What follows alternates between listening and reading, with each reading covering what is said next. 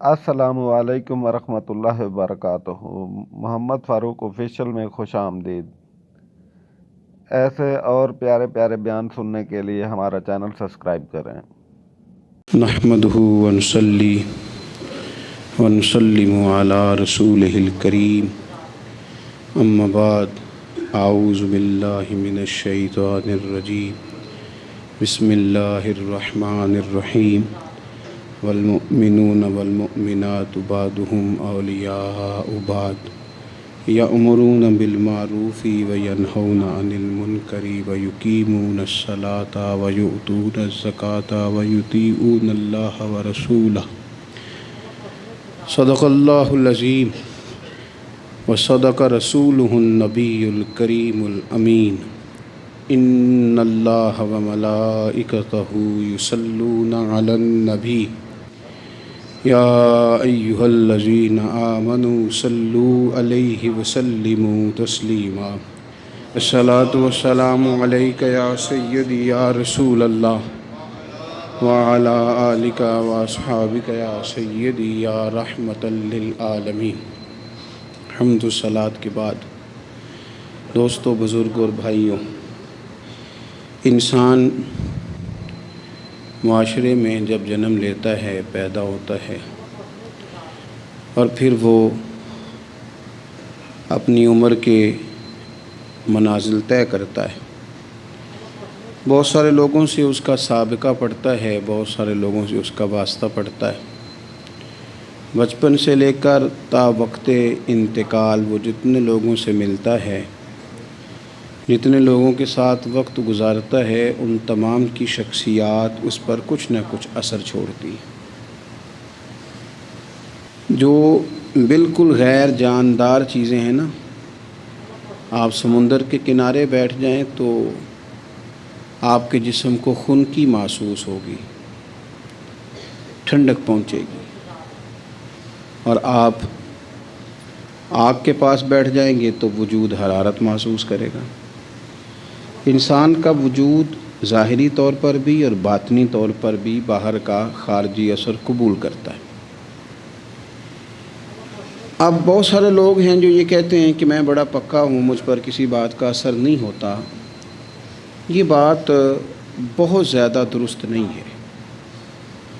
انسان بہرحال اثر قبول کرتا ہے۔ ہاں، جو لوگ علم میں، عمل میں اور نظریات میں بہت زیادہ پختہ ہو جاتے ہیں اور بہت زیادہ وہ معلومات رکھتے ہیں، وہ کئی دفعہ سامنے والا جب بات کرتا ہے تو اس کی بات کا جواب یا رد ان کے پاس موجود ہوتا ہے، تو پھر وہ اس اثر سے بچتے ہیں، لیکن کلیتاً نہیں۔ بہرحال کچھ نہ کچھ اثرات عام لوگوں پر، میں کہہ چکا ہوں کہ جو اسپیشلسٹ لوگ ہیں کسی بھی معاملے میں وہ تو بچ جاتے ہیں، لیکن عام لوگ بہرحال اثر قبول کر لیتے ہیں۔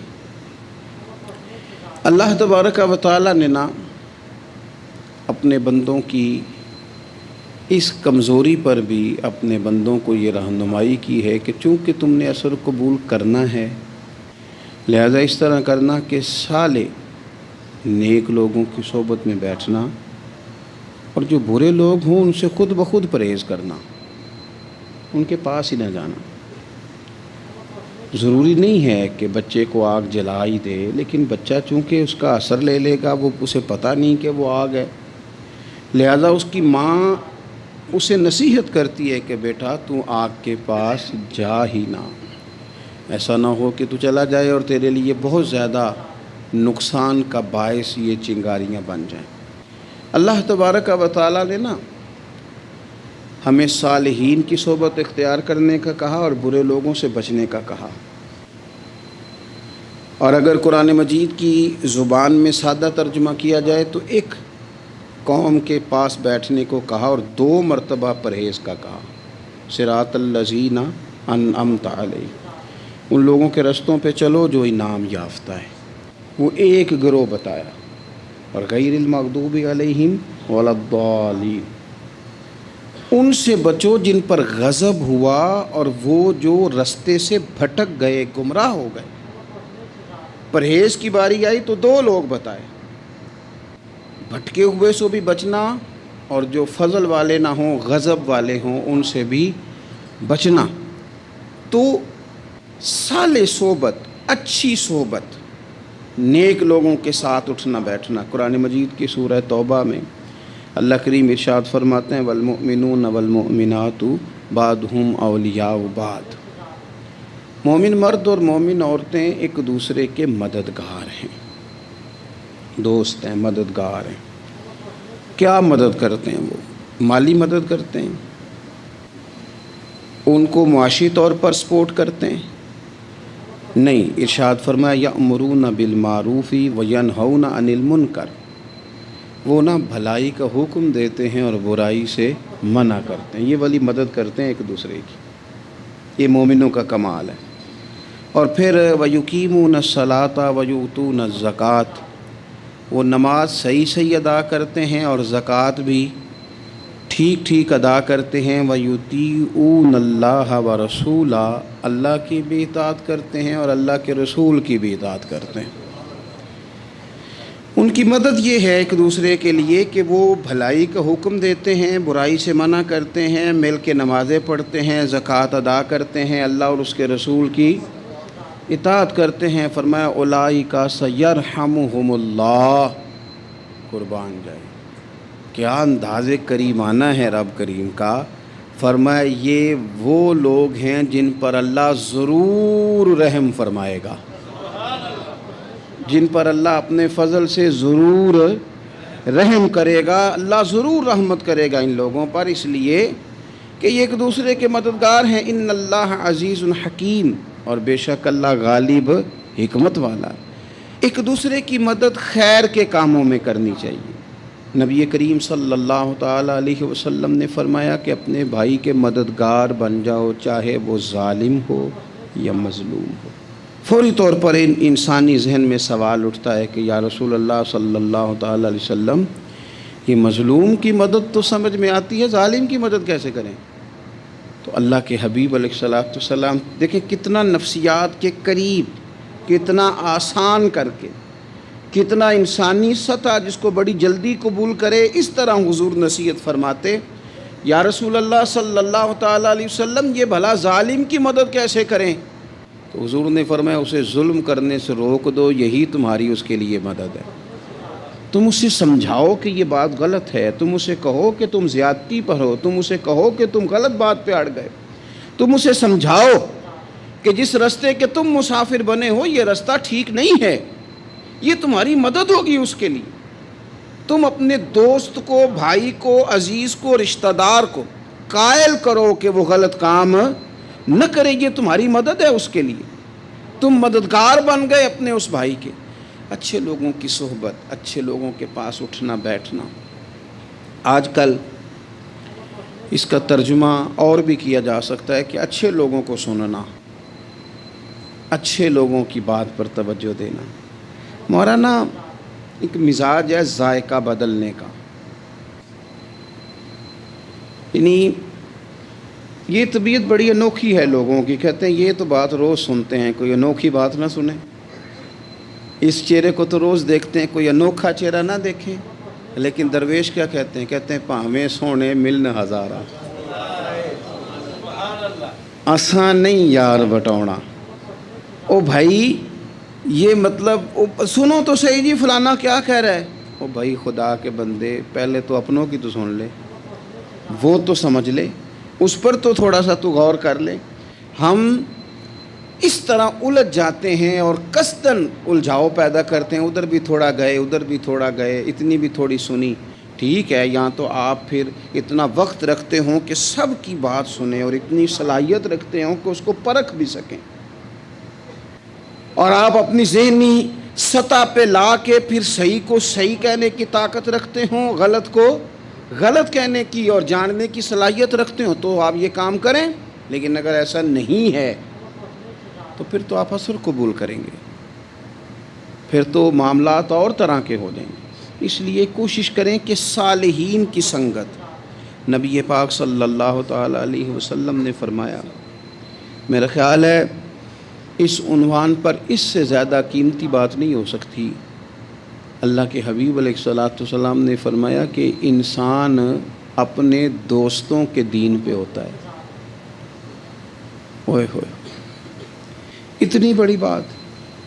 فرمایا انسان اپنے دوستوں کے مذہب پر ہوتا ہے، اس لیے سوچ کے بنایا کرو کہ یار کسے بنا رہے ہو، غور کر لو اس کو، دوستی کو، یارانے کو، اٹھنے بیٹھنے کو معمولی سا کام نہ سمجھنا، آنے جانے کو، سفر کرنے کو معمولی سا کام نہ جاننا۔ بندہ اپنے دوستوں کے مذہب پہ ہوتا ہے، اس کے منہ میں زبان اپنی ہوتی ہے۔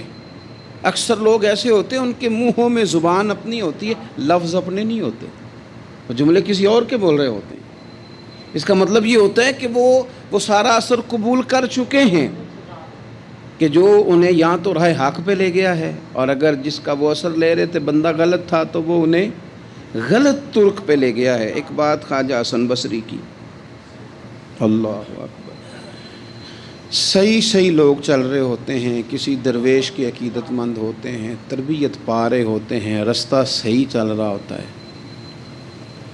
لیکن وہ مطلب فٹافٹ ایک کوئی شخص بیچ میں گھستا ہے اور آگے کہتا ہے نہیں میں تجھے بتاتا ہوں معاملہ تو کچھ اور ہے۔ وہ بالکل سڑک پہ صحیح چل رہے، اب انہوں نے غلطی کیا کی، انہوں نے ہر چمکنے والی چیز کو سونا سمجھ لیا، انہوں نے ہر اجلی چیز کو طیب جان لیا۔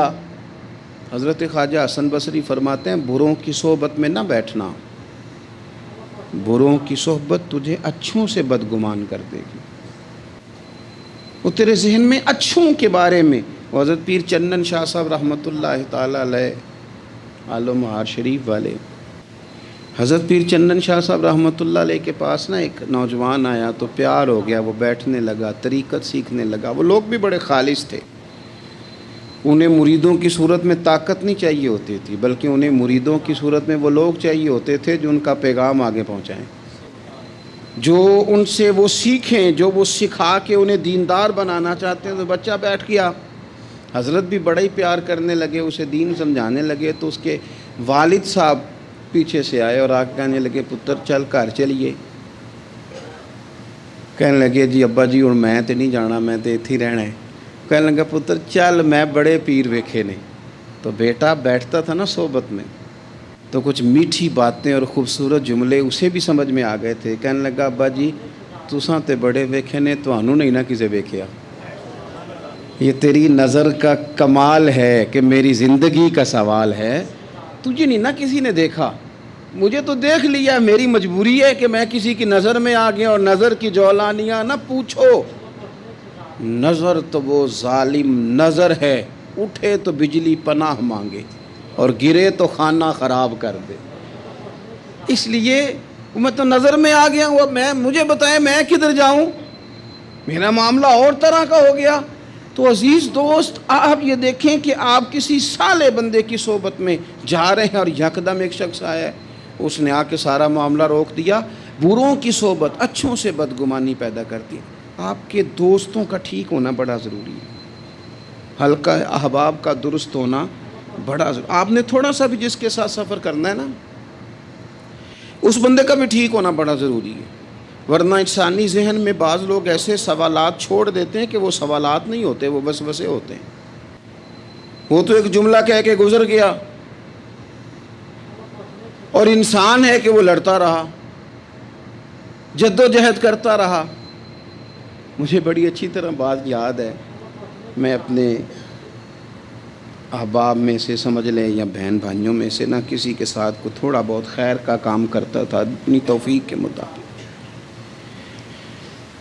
تو ایک دن میں دوبارہ سے اسی سلسلے میں اپنی خدمت کے لیے حاضر ہوا تھا، تو میں واپس لوٹا تو ایک صاحب مجھ سے کہنے لگے کنا کچھ ایک تو سائیں پار چاہنا ہے،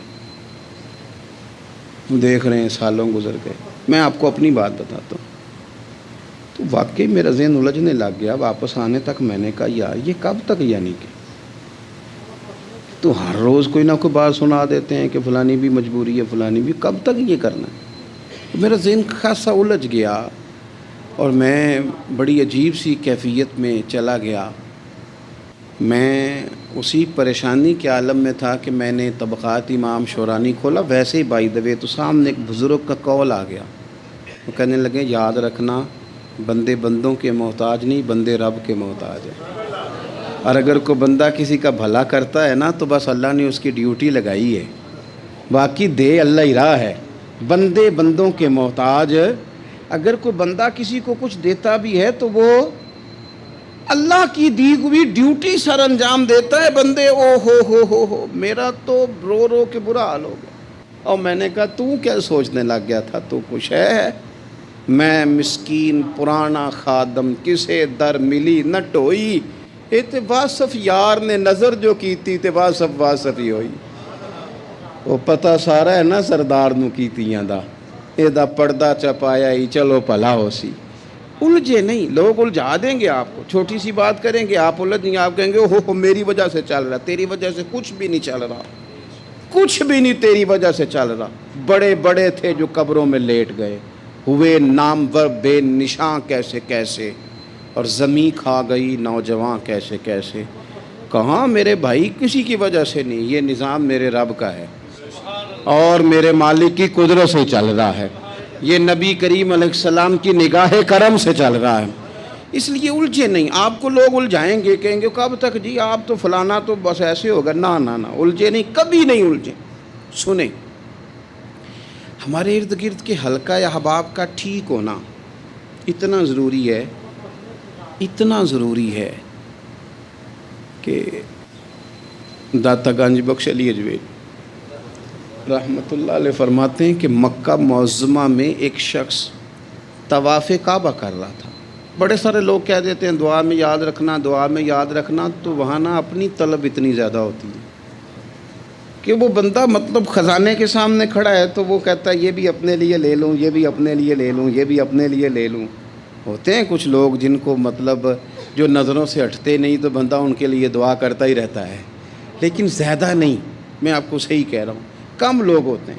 آج ہم جاتے ہیں بڑا مشکل سے سفر کر کے حرم شریف میں، لیکن بڑی آسانیاں، جہاز کا سفر ہے، بہت ساری آسانیاں. تو ایک بندہ 6 ماہ سال پیدل اس نے سفر کیا اور حرم شریف پہنچا. وہاں اس نے دعائیں مانگنی. اب اسے کوئی اور یاد آتا ہے، وہ تو بھائی خرچ ہو گیا، اس کا تو وجود تھکن سے چور ہو گیا. لیکن داتا صاحب رحمۃ اللہ علیہ فرماتے ہیں اس شخص کا حال یہ تھا کہ وہ حج کرنے گیا، جتنی بار بھی دیکھا نا کعبے کا طواف کر رہا ہے، غلاف پکڑا ہے، اور کیا پتہ کیا رہا ہے، یا اللہ میرے دوستوں کو ٹھیک کر دے، یا اللہ میرے دوستوں کی اصلاح کر دے، یا اللہ میرے دوستوں پہ فضل فرما دے، یا اللہ جو میرے ارد گرد رہنے والے ہیں انہیں اپنا قرب دے دے، ان کا رستہ آسان کر دے. وہ کہتے ہیں ایک درویش سے نہ ہی رہا گیا، اس نے کہا خدا کے بندے کچھ اپنے لیے بھی مانگ، جتنی دفعہ تجھے دیکھا ہے تو کہتا ہے یا اللہ میرے دوست ٹھیک کر دے، میرے دوست ٹھیک کر دے. وہ کہنے لگا تمہیں پتہ ہی نہیں، یہ بھی میں اپنے لیے ہی مانگ رہا ہوں. اس نے کہا اپنے لیے کس طرح مانگ رہا ہے؟ کہنے لگا وہ ٹھیک رہیں گے نا تو پھر میں بھی ٹھیک ہی رہوں گا. جب چاروں جانب سے مشورہ ہی خیر کا ملے گا تو میں کیسے بگڑوں گا؟ جب وہ سارے مجھے اچھی رائے دیں گے اور اچھی طرف ہی قائل کریں گے تو کیسے کام خراب ہوگا؟ تو میں بالواسطہ اپنے لیے ہی اللہ سے سوال کر رہا ہوں کہ یا اللہ انہیں سوار دے تاکہ میرا بھی فائدہ ہو جائے. اپنے حلقہ اثر میں ایک تو خود اچھی بات کریں، بری نہ کریں، اور دوسرا نہ کوشش کریں کہ ایسے لوگوں کے پاس جا کے بیٹھیں. اور جا کے بیٹھنے کے لیے بھی نا انسان کا پہلے ارادہ، پہلے نیت. ہم جب کسی جگہ جاتے بھی ہیں تو ہماری نظریں اتنی طائرانہ پہلے پڑتی ہیں، اتنی تنقید کرتے ہیں. پہلے ہم نے اپنے ذہن میں جو خاکہ بنایا ہوتا ہے نا کسی کا، پہلے اس میں اسے تولتے ہیں. پہلے ہم پوری طرح نچوڑ کے دیکھتے ہیں کہ کون سی چیز صحیح ہے اور کون سی غلط ہے. اس ذائچے میں اگر کوئی پھر بھی پورا اتر آئے، پھر بھی اس کی کہی ہوئی باتوں کو اس ذوق سے قبول نہیں کرتے. جب آپ کا سیکھنے کا مزاج ہے تو پھر تو ہمیں کہا گیا کہ یہ علم، یہ معرفت، یہ تو مومن کی گم شدہ میراث ہے، مومن کی ہے، اس سے گم ہو گئی ہے. جہاں سے ملے وہاں سے حاصل کرو. خیر کی بات آپ ذہن بنائیں، اچھا گمان کریں کہ یار میں نے سیکھنا ہے، تو آپ طالب علم سے بھی سیکھ لیں گے، چھوٹے بچے سے بھی سیکھ لیں گے. اگر آپ کا ذہن ہے اور اگر یہ نہیں ہے تو پھر میرے بھائی اینک اتنی تگڑی ہے، اتنی سخت ہے کہ اس کے شیشوں پر کوئی پورا اتر سکتا ہی نہیں، تو پھر کس طرح سیکھیں گے؟ آپ حضرت ابن الجوزی رحمۃ اللہ علیہ فرماتے ہیں کہ ایک درویش تھے، حضرت ابو ہاشم ان کا نام تھا، کہتے ہیں بڑی مجبوری تھی، مجھے کہیں جانا تھا تو کشتی نہیں مل رہی تھی، اچانک ایک کشتی گزرنے لگی تو میں بھی سوار ہونے لگا، تو ملاح نے مجھ سے کہا کہ یہ ایک صاحب بیٹھے ہیں، بڑے امیر ہیں، ساتھ ان کی کنیز ہے، انہوں نے مجھ سے بک کر لی ہے ساری کی ساری، کی عقیدہ سی سالم کرا لیا ٹانگا، وہ ساری کی ساری بک کر لی ہے، تو میں تو کسی کو نہیں بٹھا سکتا۔ تو وہ جو صاحب بیٹھے تھے بڑے سیٹھ آدمی تھے، کہنے لگے میاں آپ کسی اور کشتی میں، اور جو ان کی کنیز تھی نا وہ کہنے لگی چہرے سے کوئی نیک آدمی لگتا ہے، چلو اتنی سواریوں کی جگہ ہے، کسی کونے کھدرے میں بیٹھ جائے گا، ہمارا کیا جائے گا؟ کہا اچھا چلو آ جاؤ، کہتے میں کونے میں بیٹھ گیا، تھوڑا رستہ آگے گیا، انہوں نے کھانے کا سامان نکالا، مجھے بھی کھلایا، لیکن کھاتے کھاتے میری نظر پڑی تو اس میں تو شراب کے برتن بھی تھے معاذاللہ۔ پھر اس شخص نے کھانا کھانے کے بعد اس کنیز سے کہا کہ مجھے معاذاللہ گانا سناؤ، وہ گانے گانے لگی، یہ میری طرف متوجہ ہونے لگا، مجھے کہنے لگا سنو، میں نے کہا میں یہ نہیں سنتا، پھر میری طرف شراب بڑھائی، میں نے کہا میں نہیں پیتا، تو کہنے لگا تو کیا سنتا ہے، تو کیا سنتا ہے، تو کہنے لگے میں سناؤں کیا سنتا ہوں، کہا سنائیے، فرماتے میں نے قرآن پاک پڑھنا شروع کر دیا۔ کچھ لوگ، میں آپ کو یقین سے کہتا ہوں، کچھ لوگ ایسے ہیں ان کی زندگی دور گزر گئی ہے مسجد سے، انہیں کو بندہ چاہیے جو تھوڑا سا جا کے پیغام حق سنائے، یعنی ان کو پتہ ہی نہیں ہے کہ دین میٹھا کتنا ہے، حسین کتنا ہے، قرآن میں چاشنی کتنی، سرکار کی تعریف کا، نعت خوانی کا رنگ کتنا شاندار ہے۔ میرا یہ ماننا ہے کہ جسے رب رسول کے رنگوں کی خوشبو کا پتہ چل گیا نا، پھر دنیا کا کوئی اور رنگ اسے اپنی طرف مائل کر ہی نہیں سکتا، سوال ہی پیدا نہیں ہوتا۔ کچھ لوگوں نے سونگا نہیں ہے، آئے نہیں ہیں، قریب نہیں آئے، تو شیخ ابو ہاشم کہتے ہیں مجھے کہنے لگا سناؤ نا، امیر آدمی تھا، کبھی اس طرف گیا ہی نہیں تھا، ڈھیروں لوگ ہیں جو نہیں مسجد جاتے، الہاکم التکاثر حتی زرتم المقابر، اللہ فرماتے ہیں کہ تمہیں دولت کی ہرس نے اتنا عجیب الجھا دیا کہ قبروں تک پہنچ گئے تم، بہت سارے لوگ ہیں قبر میں چلے جاتے ہیں، مسجد میں نہیں آتے۔ تو کہتے ہیں میں نے اسے چند آیتیں سنائیں، اس کی تو کیفیت ہی بدل گئی، کہنے لگا مولانا زندگی بڑی گناہوں میں گزری ہے، اب توبہ کر لوں تو مالک معاف کر دے گا؟ کارنامے خطرناک ہیں، پیچھے رجسٹر کالا سیاہ ہے، معافی ہو جائے گی۔ دولت بڑی تھی تو پھر ہم نے بھی شراب کباب شباب میں اڑا دی ساری، معاف کر دے گا؟ تو کہتے ہیں میں نے کہا ہو بندے کے آنے کی دیر ہے، اس کی رحمت تو فوراً ہی قبول کر لیتی ہے، ویسے بھی عدل کریں تے تھر تھر کمبن، اونچیاں شانہ والے تجھے فضل کریں تے پھر تے بخشے جامن میرے جے منہ کالے۔ کہتے اس نے اس کنیز کو آزاد کیا، دولت اللہ کی راہ میں خیرات کی، 40 سال میرے ساتھ رہا، پھر میں نے اس کی زبان سے سوائے خیر کے جملہ نہیں سنا، ایک کی بات کرتا تھا، کہتا تھا شیخ کاش آپ مجھے تھوڑا پہلے مل جاتے، زندگی سے یہ گلہ ہے کہ تو ذرا دیر سے ملا ہے، پہلے مل جاتے نا تو شاید میری زندگی کچھ اور دن بن جاتے، تھوڑی دیر اللہ والے کی صحبت۔ آپ فرماتے ہیں پھر وہ 40 سال کے بعد میرے سامنے انتقال ہوا، میں نے ہی دفن کیا، میں نے ہی قبر میں اتارا، جنازے کا اہتمام بھی میں نے ہی کیا، میرا یار تھا، دل لگ گیا تھا، پیار ہو گیا تھا، میں پریشان رہتا، ایک دن خواب میں مل کے مجھے کہنے لگا فکر نہ کر، میں نے اپنے رب کو بڑا ہی مہربان پایا ہے، میں نے اسے بڑا کریم پایا ہے، معاف کرنے والا پایا ہے، درگزر کرنے والا پایا ہے، اس نے فضل فرما دیا، میرے گناہوں پر اس کے عفو و درگزر کا قلم چل گیا ہے، اور میرے حق میں جو فیصلہ آیا ہے وہ رحمت والا ہی آیا ہے، فضل والا ہی فیصلہ آیا ہے۔ عزیز دوستو، تھوڑی دیر کسی نیک آدمی کی صحبت، ایک تو یہ ہے کہ وہ صحبت تقوی کی طرف مائل کرے گی، تو تو برے آدمی کی صحبت نا آپ کی طبیعت میں ہیجان پیدا کرے گی، ہیجان۔ وہ لوگ ہی ہوتے ہیں جو مل کے کہتے ہیں چھوڑ ساری دنیا داری ہے، پیسے ہوں تو سارے ٹھیک ہیں۔ یہ لوگ ہی ہیں جو یہ سبق بھی پڑھاتے ہیں۔ وہ لوگ ہی ہیں وہ کہتے ہیں چھوڑ یار، کون سے درویش، کون سے مولوی، کون سے دیندار، سب اسی طرح کے ہی ہیں۔ یہ لوگ ہی ہیں جو کہتے ہیں چھوڑو میاں تم کس چکر میں پڑ گئے، ابھی تو اتنی عمر پڑی ہے۔ یہ سب چیزیں ہیں۔ ہمارے صاحب رحمۃ اللہ علیہ ارشاد فرمایا کرتے تھے کہ بڑے بڑے گھروں کے مہمان نہ بننا، ورنہ بڑے بڑے اونچے اونچے مکان تمہارا بھی دل چاہے گا، کبھی میرا بھی اس طرح کا گھر ہو جائے نا۔ بڑے بڑے اونچے اونچے منصب دار لوگوں کے پاس نہ جانا، ورنہ تمہارا خیال بڑھے گا۔ دعوت کے لیے جانا، پیغام حق کے لیے جانا، وہ معاملہ ایک الگ ہے، لیکن اس شوق سے جانا کہ یہ بڑا آدمی ہے، فرمایا تمہارے لیے مشکل ہو جائے گی۔ تمہارا دل کہے گا کہ تو اتنے بڑے گھر میں کیوں نہیں رہ سکتا۔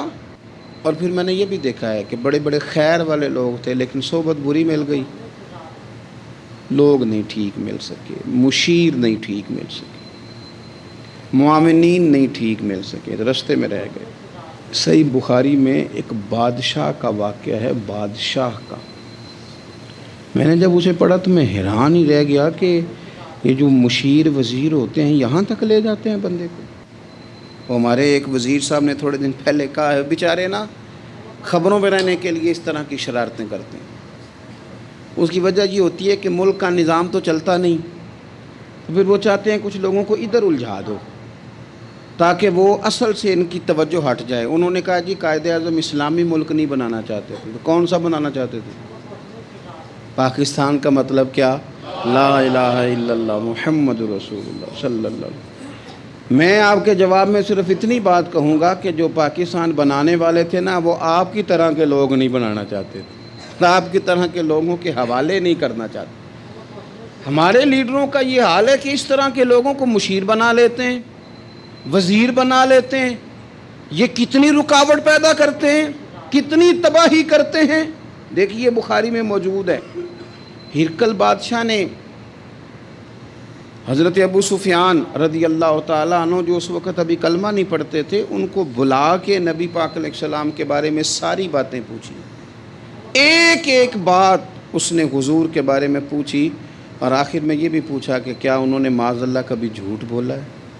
تو ابو سفیان کہنے لگے نہیں، قربان جاؤں میری مخالفت اپنی جگہ پہ، لیکن وہ میرے سامنے پیدا ہوئے ہیں، 40 سال کی عمر میں اعلان نبوت کیا ہے، ان کی گود میں بیٹیاں کھیلتے میں نے دیکھی ہیں، ان کے مقدس بال میرے سامنے سفید ہوئے ہیں، محبوب نے جب بھی بولا حق اور سچی بولا ہے۔ اس کی نہ طبیعت میں دین اتر گیا بادشاہ کی۔ اس نے اس کے جواب میں بڑا خوبصورت جملہ کہا، کہنے لگا جس نے بندوں سے کبھی جھوٹ نہیں بولا وہ یہ جھوٹ کیوں بولیں گے کہ میں اللہ کا رسول بن کے آیا۔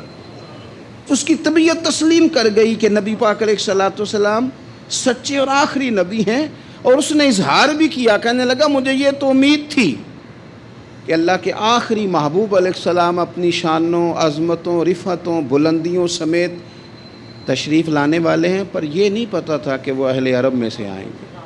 اس نے کہا میں جلدی سے حاضر ہو کے نا حضور کی اطاعت قبول کرتا ہوں، لیکن بادشاہ تھا نا، بڑا آدمی جو ہوتا ہے نا وہ اپنے ماحول کو ذرا تھوڑا ساتھ لے کے چلنا چاہتا ہے۔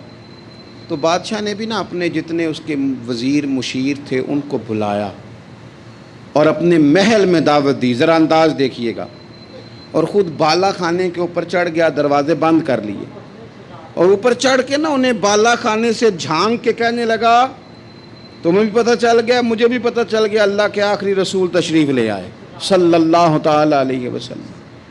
اب میرا خیال ہے کہ ہماری اور تمہاری بہتری اور بقا اسی میں ہے کہ ہم بیٹھے نہ رہیں، جلدی سے جا کے محبوب پاک کے دامن کو تھام لیں، حضور کی فرما برداری قبول کر لیں۔ اب جب بادشاہ نے یہ بات کی تو وہ جو وزیر تھے، مشیر تھے، ان کی حالت اتنی خطرناک ہو گئی کہ وہ تو دروازوں کی طرف دوڑے کہ کھولیں گے اور نوچ لیں گے بادشاہ کو، یہ کیا کہہ رہا ہے معاذ اللہ۔ اس قدر زیادہ ان لوگوں نے اظہار کیا استغفر اللہ معاذ اللہ دین سے دوری کا جب بادشاہ نے یہ کیفیت دیکھی نا، اوہو، بندے دیکھ کے رب رسول سے دور رہ گیا۔ کہنے لگا نہیں نہیں بھائی، نہیں نہیں، میں تو صرف تمہیں آزما ہی رہا تھا کہ تم اپنے دین کے ساتھ کتنے پختہ ہو۔ ہم نہیں کہیں بھی جا رہے، ہم یہیں رہیں گے، یہی ہمارا دین رہے گا۔ ان وزیروں نے، مشیروں نے، دوستوں نے، قریبی لوگوں نے رسول اللہ کی غلامی میں نہیں آنے دیا۔ اتنا برا اثر کرتے ہیں یہ مشیر وزیر، اتنا خوفناک حال کر دیتے ہیں انسان کا قریب رہنے والے لوگ کہ سامنے کرم کا دریا بہہ رہا تھا، لیکن اس کی بدقسمتی دیکھو، وہ دور اس لیے رہ گیا کہ اس کے دوست ٹھیک نہیں تھے، مشورہ دینے والے ٹھیک نہیں تھے، قریب رہنے والے ٹھیک نہیں، یہ دور رہ گیا۔ اور نجاشی کلمہ پڑھ کے محبوب کا مسلمان ہو گیا۔ اور حضرت عائشہ صدیقہ فرمایا کرتی تھی، نجاشی وہ خوش قسمت مسلمان ہے کہ جب وہ دنیا سے گیا تو اس کی قبر سے بھی نور نکلا کرتا تھا۔ اس نے نہیں بادشاہ دیکھی، غلامی کی رسول کریم، اور اس نے اپنے مشیروں پر، لوگ تو یہاں تک بری صحبت اثر کرے گی کہ وہ دین سے دور لے جائے گی۔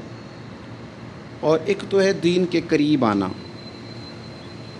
یہ جو بات آخر میں کرنے لگا ہوں نا، یہ زیادہ توجہ طلب ہے۔ جو لوگ کہتے ہیں نا میرا دل نہیں بدلتا، جو لوگ کہتے ہیں میری کیفیت نہیں بدلتی، ذوق نہیں آتا، تو یہ حدیث بتاتی ہے کہ ذوق بھی کوئی خاص صحبت میسر آئے تو پھر ہی قائم رہتا ہے۔ وہ جو محبوب علیہ السلام نے فرمایا نا کہ اللہ کا بندہ وہ ہے جسے دیکھو تو رب یاد آ جائے۔ خاص لوگ ہوتے ہیں جن کی صحبت میں بیٹھنے سے انسان کا دل اللہ سے جڑتا ہے، رسول اللہ صلی اللہ علیہ وسلم سے جڑتا ہے، دین پر عمل کرنے کو طبیعت چاہتی۔ ایسے لوگوں کی صحبت کتنی مفید ہے وہ ہمیں اس حدیث سے عکس کرنا ہے۔ حضرت حنظلہ رضی اللہ تعالیٰ عنہ اور مرکز وفا اور اس امت کے ادب اور عشق میں استاد حضرت ابو بکر صدیق رضی اللہ تعالیٰ عنہ، یہ دونوں حضور کی بارگاہ میں گئے، انداز کا اختیار کیا، کہنے لگے یا رسول اللہ صلی اللہ علیہ وسلم، ہمارے دل کی تو کیفیات دو قسم کی ہیں۔ حضور جب ہم آپ کے پاس ہوتے ہیں نا، جنت اور دوزخ کا ذکر سنتے ہیں تو ہمیں یوں لگتا ہے جنت اور دوزخ ہماری آنکھوں کے سامنے، دل کے اندر فوراً جذبات ابھر آتے ہیں کہ اب ہر خیر کا کام کرنا ہے، اب جنت ہی کی طرف مائل ہونا ہے۔ ہماری قلبی کیفیات، ہماری باطنی کیفیت بدل جاتی، نور علی نور ہو جاتا ہے سارا کچھ۔ لیکن حضور جب ہم آپ کی بارگاہ سے اٹھ کے گھر جاتے ہیں، بال بچوں کے پاس جاتے ہیں، تو پھر وہ حال نہیں رہتا۔ یا رسول اللہ صلی اللہ علیہ وسلم یہ کیا ہے؟ تو محبوب نے کیا فرمایا؟ آپ یقین کریں جو اہل طریقت اور تصوف ہے نا، یہاں ان کی روحیں مچل جاتی ہیں۔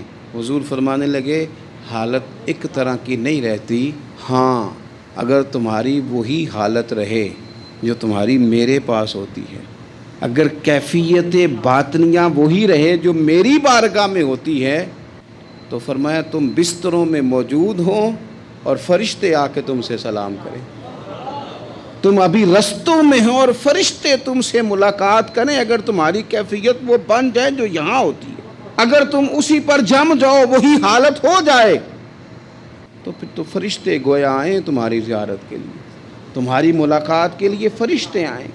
اگر کیفیات بدل جائیں کسی اللہ کے بندے کی بارگاہ میں بیٹھ کر، تو پھر اس کیفیت کو برقرار رکھنے کی کوشش کی جائے، اگرچہ حضور نے فرما دیا کہ کیفیات ایک جیسی نہیں رہتی۔ اور چلو میرے بھائی تھوڑی دیر کے لیے ہی صحیح، جتنی صحبت میسر آئے، شاید اسی لیے امام اعظم ابو حنیفہ رحمۃ اللہ علیہ کی عمر 60 سال سے زیادہ تھی۔ تو کسی نے پوچھا حضور کتنی عمر ہے؟ فرمایا عمر ہے 3 سال۔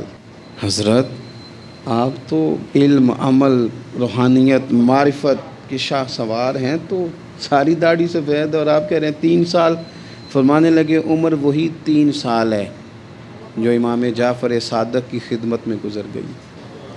وہ کیفیات جو ان کی بارگاہ میں رہتی تھیں، وہ انداز جو ان کی بارگاہ میں رہتا تھا، جو ان کے پاس ہوتا تھا، وہ پھر کہیں اور میسر ہر مشکل دی کنجی یارو ہاتھ مرداں دے آئی، اور مرد نظر کرے جس ویلے، اوئے ہوئے ہوئے، مرد نظر کرے جس ویلے، مرد نظر کرے جس ویلے، پھر مشکل رہے نہ کائی۔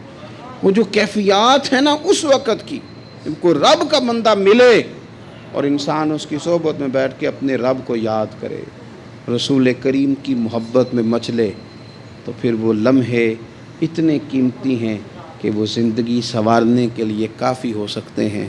اللہ کریم اچھی صحبت نصیب فرمائے۔ آخر دعوایا ان الحمدللہ رب العالمین۔ سبحان اللہ۔